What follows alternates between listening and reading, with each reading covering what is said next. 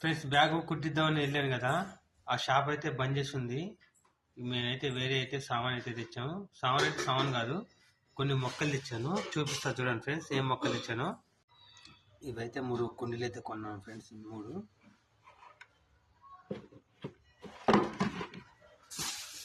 ఇది ఒకటి 50 రూపాయలు చెప్పాడు, లాస్ట్కి అయితే 40కి ఇచ్చాడు. ఇట్లా మూడు తీసుకున్నాను. మా పత్తి మేడంకి మొక్కలు పెట్టుకోవటం ఇష్టం అంటే తీసుకున్నాను ఫ్రెండ్స్.